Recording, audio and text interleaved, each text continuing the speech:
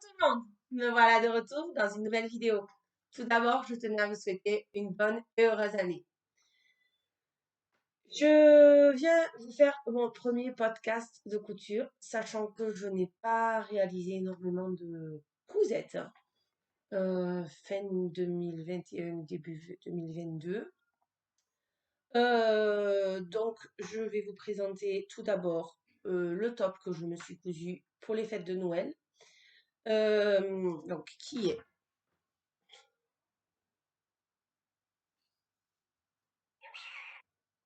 Vous n'allez pas voir grand-chose et je n'ai pas forcément de photos. Voilà, donc ça c'est la manche, le haut, ça. Quoi, India?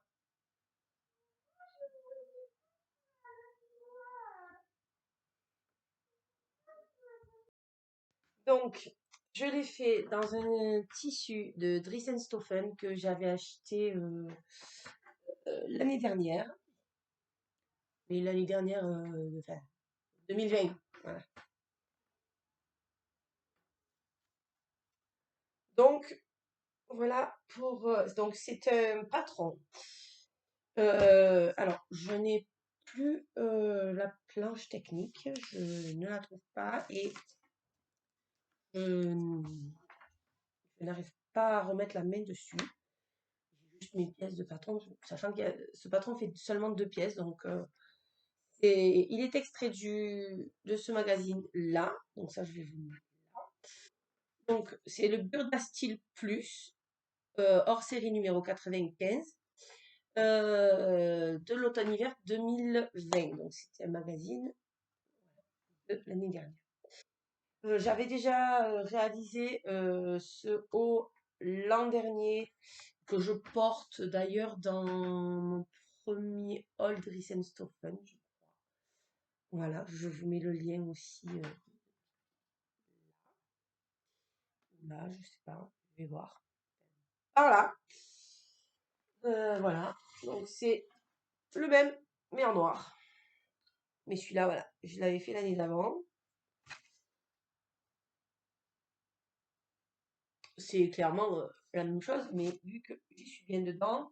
Alors celui-là, le noir, est un peu plus court que le beige. Voilà. Il est un peu plus court que le beige.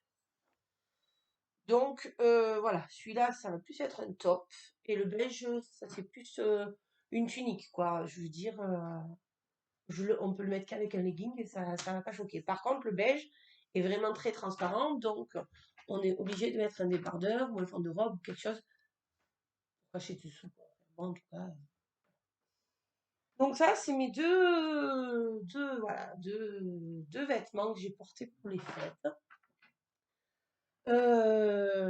Ensuite, on va rester dans les fêtes. Cette année, j'ai voulu essayer de me mettre un Noël un petit peu plus écologique. Et donc, j'ai réalisé des pochettes cadeaux. Et alors, des dizaines et des dizaines. Donc, j'ai acheté du- je regarde un petit peu là les modèles, les tailles que j'ai pour vous présenter différentes. Euh, voilà, différents, vous voyez, voilà. Donc, vraiment du tissu de Noël. Donc, bon, mieux, je me suis pas pris la tête. J'ai vraiment. En fait, le système de pliage japonais, je sais pas comment on appelle ça. Je suis pas trop convaincue par les nœuds, tout ça.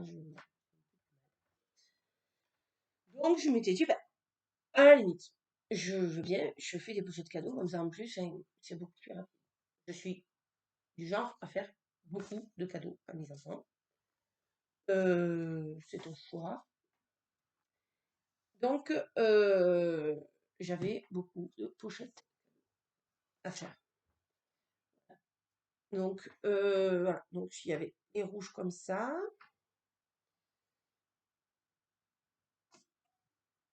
Alors, il y avait aussi des petites. des petites pochettes comme ça qui peuvent aussi servir, voilà, de petits pochons pour, vous savez, on achète, des petits éléments de maquillage et puis on met simplement, avec un joli nœud et l'étiquette et ça c'est très joli et blanc. Son blanc, il a été réalisé vraiment à dernière il est déjà bref, je sais pas si vous bref. Donc et le blanc comme ça. Donc j'ai réalisé en tout,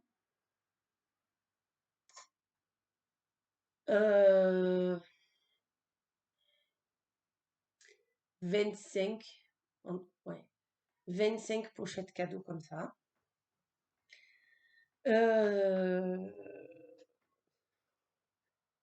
et je trouve ça très rentable en termes de prix parce que dans à peu près 1,50 m de tissu, on réalise avec des plutôt gros paquets. Là, dans le tissu dans lequel j'ai fait les plus gros paquets, c'est le blanc. Donc, j'ai pas de orangé déjà. Ça fait partie, vous voyez, une autre forme un petit peu plus voilà, un petit peu plus grosse. Donc voilà, il y avait différentes tailles, différentes formes. Je suis partie du principe que, en général, les boîtes, ils ont à peu près toutes la même forme, la même année. Donc, je pouvais les réutiliser l'année prochaine. Alors, que dire de ça? Oui, donc je vous disais, excusez-moi, voilà, que dans 1,50 m de tissu, donc là où je réalise les plus gros paquets, on réalise entre 7 et 8 pochettes cadeaux. Voilà. Donc, mais je parle de gros paquets, voilà, des paquets genre, vous savez, les gros pistolets Nerf, quoi. Donc, c'est fait vraiment des longs paquets, donc ça prend quand même pas mal de place dans la longueur du tissu. Et après, évidemment, au plus les paquets prennent moins de place, au plus on réalise de pochons dans les coupons. Donc, je trouve qu'en termes de prix, c'est très rentable. Par contre, je, alors, pour mes grands, j'ai beaucoup aimé. Pour nos cadeaux à nous, j'ai trouvé ça bien, dans le sens où ça permet de ne pas acheter du papier cadeau, de le jeter, parce que bon, clairement, à chaque fois, on achetait je sais pas combien de rouleaux de papier cadeau pour qu'au final, ça finisse à la poubelle. Donc, sur ça, j'étais contre. Et donc, sur ça, j'ai un peu eu voilà, de pas voir ma fille de 3 ans déchirer. Alors, elle a trouvé ça super joli, hein, mais le côté, je déchire le papier cadeau et je découvre le cadeau doucement, doucement. Il va manquer, quoi, quand même. Donc, je vais réitérer pour, je pense, moi, mon mari, les deux grands. Je pense que pour la petite dernière et voilà, pour les plus petits, je trouve que c'est quand même plus magique le papier cadeau. Même si c'est pas écologique, voilà, ça reste quand même, je trouve, voilà, la base, enfin, une des bases de Noël, même si on ne fait pas forcément de Noël, enfin moi Noël c'est pas forcément pour faire des cadeaux, c'est plus le fait de se retrouver, d'être tous ensemble.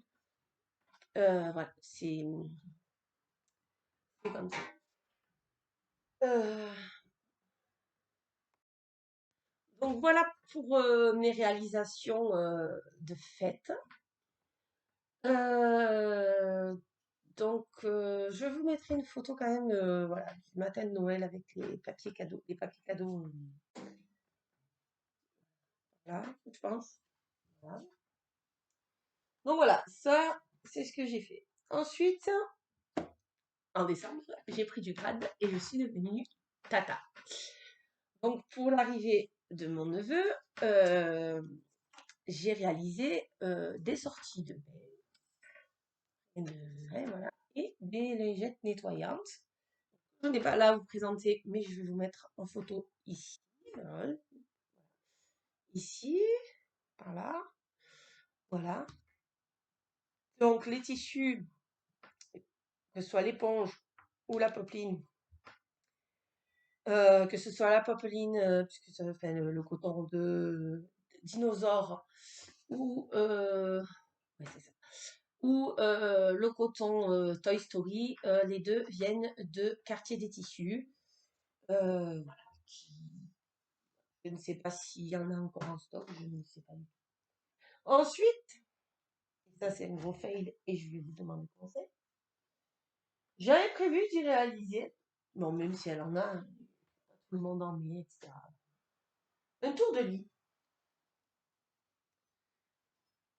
Un tour de lit extrait du livre, je vais vous montrer.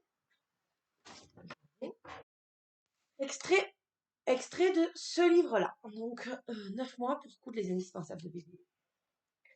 Alors, clairement, très bonne explication.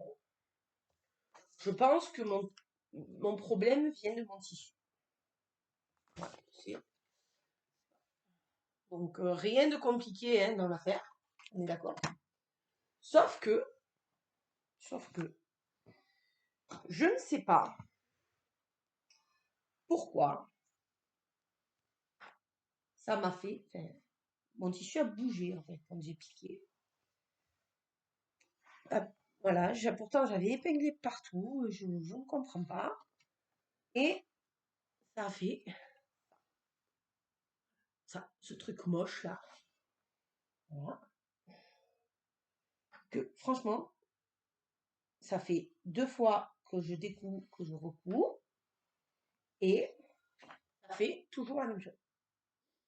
Donc, qu'est-ce que est-ce qu'il faut que je mette du thermocollant derrière dessous? Est-ce que c'est mon tissu qui est pas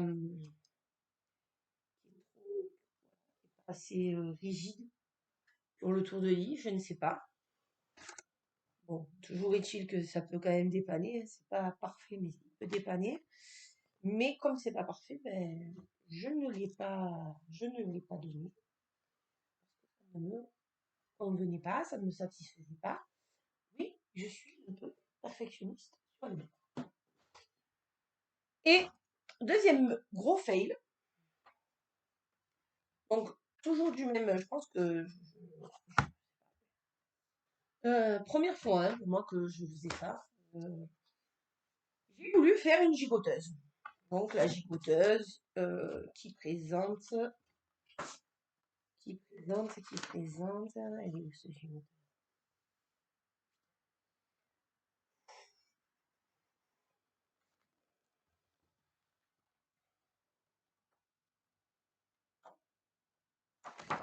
Qui présente ici.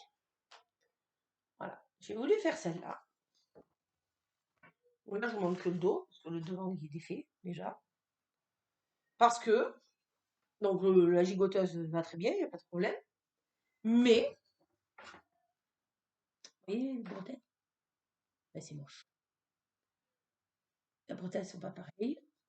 Et elles sont là, elles sont, voilà. C'est pas des belles finitions. Je ne sais pas comment arriver à faire les mêmes bretelles. Donc, si vous avez des conseils, je suis preneuse hein, en commentaire de cette vidéo. Vous pouvez les laisser parce que j'aimerais vraiment arriver à finaliser cette chicoteuse et ce tour de lit parce que clairement ça me perturbe un petit peu. Voilà. Donc, voilà pour cette vidéo. Donc, c'est tout. Je pense vous en faire une rapidement pour vous présenter mes projets fin d'hiver, début de printemps. Voilà, j'espère qu'entre-temps j'aurai réussi à résoudre ce problème de bretelles de gigoteuse. En plus, ça prend de la place, quoi. Hein, c'est pas une culotte, quoi. Donc voilà. Il me reste à vous remercier d'avoir regardé cette vidéo. Et moi, je vous dis à bientôt dans une prochaine vidéo.